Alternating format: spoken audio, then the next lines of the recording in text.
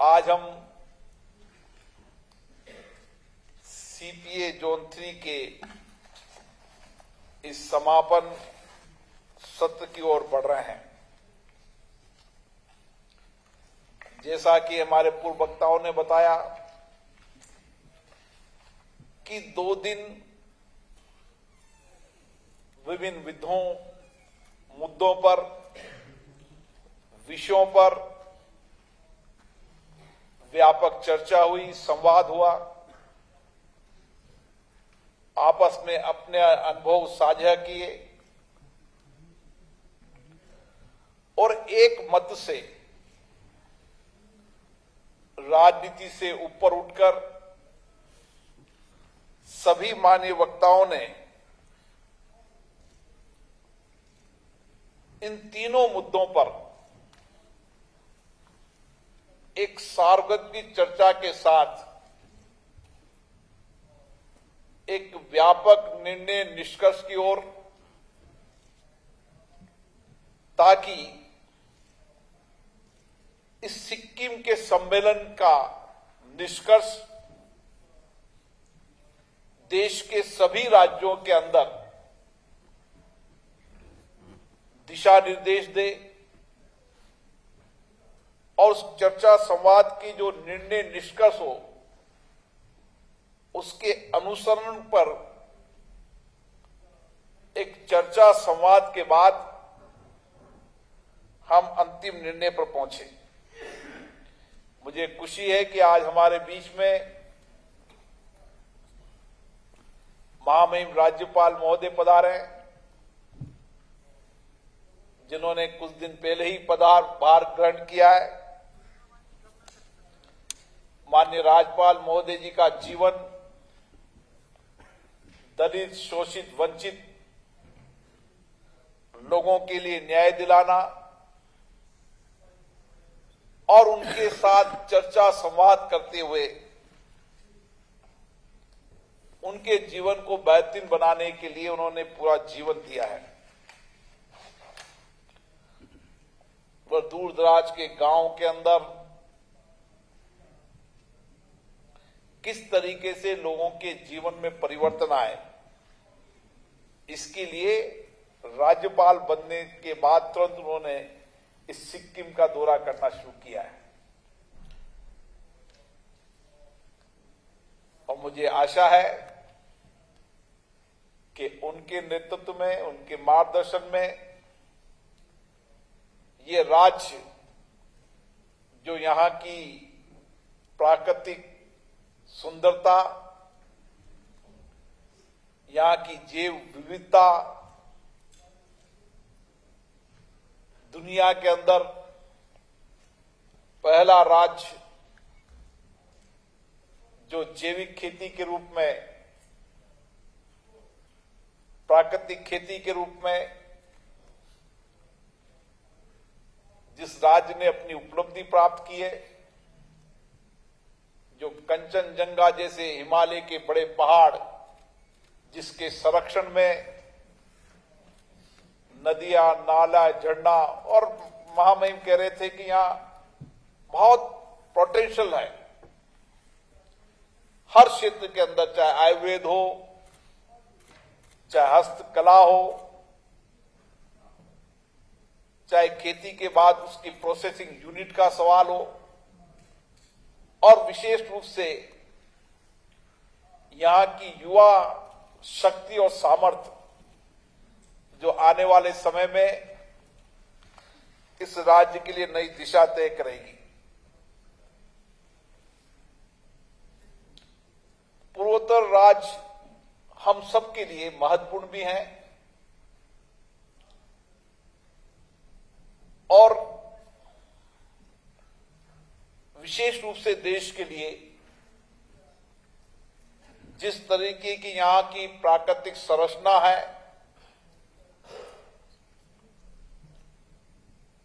उस अवसंरचना के अंदर किस तरीके से यहां के राज्यों ने विकास की नई गाथा लिखी है। माननीय प्रधानमंत्री जी नरेंद्र मोदी जी के नेतृत्व में, इन राज्य के मुख्यमंत्रियों के नेतृत्व में ये पूर्वोत्तर राज्य लगातार प्रगतिशील, कुशली, समृद्धि की ओर बढ़ रहे हैं। और मुझे आशा है जिस तरीके का इंफ्रास्ट्रक्चर डेवलप यहां पर हो रहा है, चाहे रोड कनेक्टिविटी का हो, चाहे रेल कनेक्टिविटी का हो, चाहे एयर कनेक्टिविटी का हो, और यहां की प्राकृतिक संपदा का उपयोग यहां की संस्कृति और संस्कारों में रहते हुए आने वाले समय में एक विकास और आर्थिक सामाजिक बदलाव के नए आयाम स्थापित करेंगे। जैसा कि हरवंश जी ने कहा कि 2 दिन तक विभिन्न विषयों पर यहां पर चर्चा हुई, संवाद हुआ, और जिन मुद्दों पर हमने चर्चा संवाद रखी, ये पूर्व राज्यों के लिए नहीं, पूरे देश के लिए चिंता का विषय है कि हम अगर भारत को विकसित राष्ट्र बनाना चाहते हैं, सामाजिक आर्थिक परिवर्तन लाना चाहते हैं, तो कुछ सामाजिक बुराइयों को समाप्त करने के लिए संकल्प की ओर बढ़ना होगा। हमारी युवा पीढ़ी को बचाना होगा, उसकी सामर्थ्य, उसकी शक्ति, उसकी इनोवेशन, उनकी रिसर्च की क्षमता का उपयोग करना होगा। और इसलिए मादक पदार्थों के सेवन पर जो हमारी देश की चिंता नहीं, पूरे विश्व की चिंता है, और हमने तो G20 में कहा है कि वसुदेव कुटुंबकम, एक पृथ्वी एक भविष्य, और इसीलिए इसकी सार्थक चर्चा भारत के लोकतंत्र की जननी के इन विधानमंडलों में की जा रही है। देश की सर्व संसद में चर्चा हुई और माननीय गृह मंत्री जी ने कहा कि सभी राज्यों ने मिलकर जो कार्य योजना बनाई है, आने वाले समय के अंदर चाहे हमारे बॉर्डर देश से मादक पदार्थ आ रहे हों, उन सब के रोकने के कारगर उपाय बनाए हैं। और हमारा संकल्प है किसी भी परिस्थिति के अंदर हम इस भारत को नशा मुक्त बनाएंगे, और जो बॉर्डर देशों से मादक पदार्थ आ रहे हैं उनको रोकने के लिए कानून बनाने की आवश्यकता है तो और कानून बनाएंगे, और सभी राज्य और केंद्र मिलकर एक ठोस कार्य योजना के माध्यम से काम करेंगे। लेकिन उसके साथ साथ बड़ी जिम्मेदारी हमारी विधानमंडल और जनप्रतिनिधियों की है कि हम हमारी आने वाली पीढ़ी को बचाने के लिए नशा मुक्त के खिलाफ जन आंदोलन खड़ा करें। समाज के हर व्यक्ति, नौजवानों को सकारात्मक दिशा देने के लिए अभियान चलाएं, और अपने अपने राज्यों के अंदर जो लोकतांत्रिक संस्थाएं, चाहे पंचायत हो, नगर पालिका हो, उस स्तर तक जनप्रतिनिधि जनता से मिलकर इसके लिए सकारात्मक और सार्थक परिणाम निकालें। और इसके लिए जो कुछ भी चर्चा संवाद हुई, उस चर्चा संवाद के जो निष्कर्ष निकले, उसके माध्यम से हम सब पीठासीन अधिकारी अपने अपने राज्य में नशा मुक्त भारत के लिए एक व्यापक अभियान चलाएंगे, और हमारा संकल्प होगा कि बहुत जल्दी हम भारत को नशा मुक्त कर पाए। दूसरा विषय जो बहुत महत्वपूर्ण था कि देश के नौजवानों की सक्रिय भागीदारी लोकतांत्रिक संस्थाओं के प्रति हो। हमारे नौजवान मदर ऑफ डेमोक्रेसी जो भारत की जननी उसकी में सक्रिय भागीदारी रहे। हमारी विरासत, हमारे इतिहास को समझें, हमारे आजादी के आंदोलन करने वाले नेताओं के जीवन के बारे में जानें और किस तरीके से हमारी विरासत, हमारी संस्कृति रही है लोकतंत्र की, किस तरीके से हमारे मनीषियों का योगदान देश के प्रति रहा है। उसके लिए भारत की संसद ने एक कार्यक्रम शुरू किया है जिसमें उन सब मनीषियों का जिनको भारत आजादी के पहले आजादी में योगदान रहा और आजादी के बाद देश के निर्माण में योगदान रहा, उनके जीवन के बारे में जानना, उनके किए गए देश और राष्ट्र में किए गए कार्यों के बारे में जानना और किस समर्पण सेवा से उन्होंने त्याग और बलिदान से भारत की आजादी की कहानी लिखी और आजादी के बाद देश के निर्माण की कहानी लिखी। और इसीलिए देश के अलग अलग राज्यों के युवाओं को बुलाकर केंद्रीय कक्ष में उन महान नेताओं के जीवन, उनके किए गए कार्यों पर हमारा नौजवान चर्चा करता है। सिक्किम का नौजवान हो, चाहे अरुणाचल का नौजवान हो, चाहे मिजोरम का हो, नागालैंड का हो, गुवाहाटी का हो, त्रिपुरा का हो, दूर दराज का नौजवान भी देश की विरासत और संस्कृति को जाने, इसके लिए भी हमने एक कार्यक्रम चलाया है। हमें राज्य विधानसभाओं में इसी तरीके के कार्यक्रम को चलाना चाहिए, योजना बनानी चाहिए। हमने गुजरात के अंदर जब हमारा पीठासीन अधिकारी का सम्मेलन हुआ था, उस समय माननीय प्रधानमंत्री जी ने कहा कि देश के नौजवान नो योर कॉन्स्टिट्यूशन, संविधान को जाने। जब भारत का नौजवान संविधान को जानेगा, समझेगा और किस तरीके से हमारे संविधान निर्माता मनीषियों ने,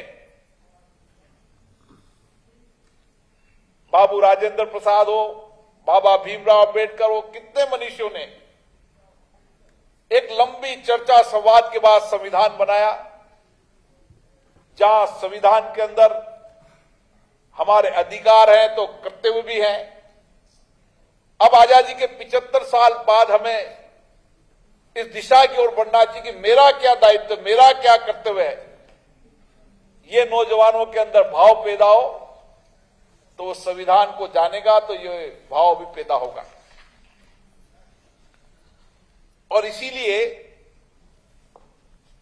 राजनीतिक और लोकतंत्र में सक्रिय भागीदारी, इस महत्वपूर्ण विषय पर लगातार हमें चर्चा संवाद करते रहना होगा। और हमने कोशिश की है कि इंफॉर्मेशन टेक्नोलॉजी का उपयोग कर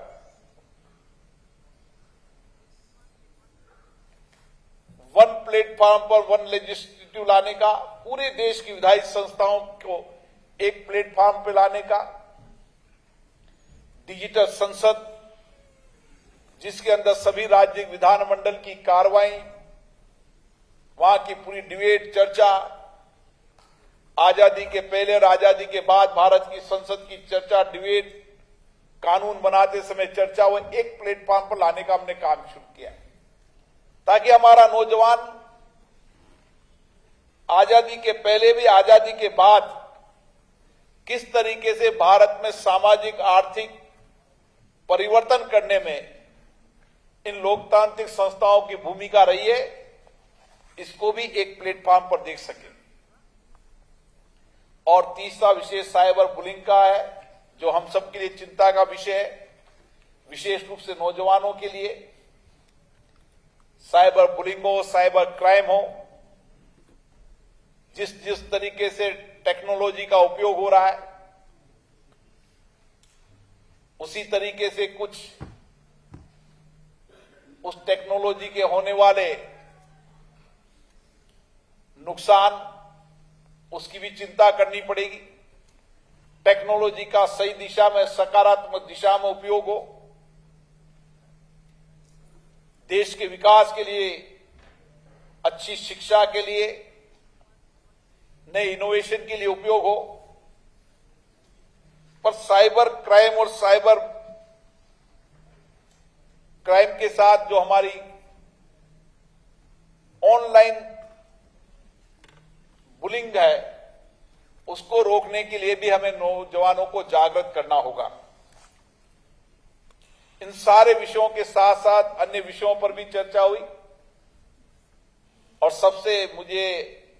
प्रसन्नता है कि इस पूर्वी राज्यों के अंदर जिस तरीके से विधानमंडलों में चर्चा होती है, संवाद होती है, बिना गतिरोध कर चर्चा होती है। कई विधानसभा में तो कभी गतिरोध नहीं हुआ।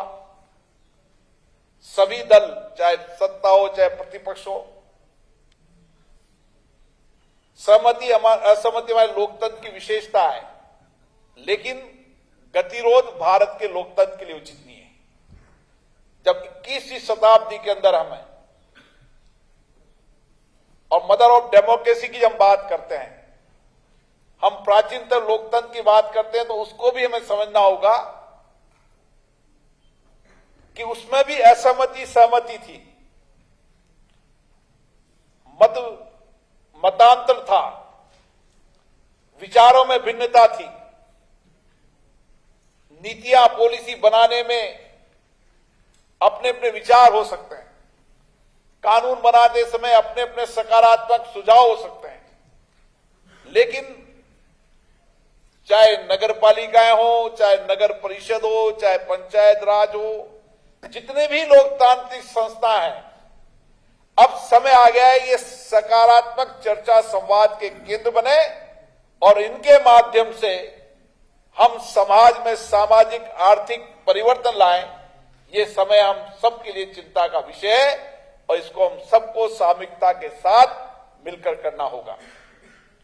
और मुझे आशा है हम लगातार पीठासीन अधिकारी सम्मेलन में इसकी चर्चा करते रहते हैं।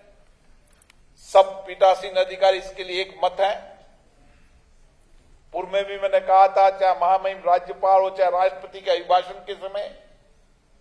गतिरोध होना हमारे लोकतंत्र की अच्छी परंपराएं नहीं है।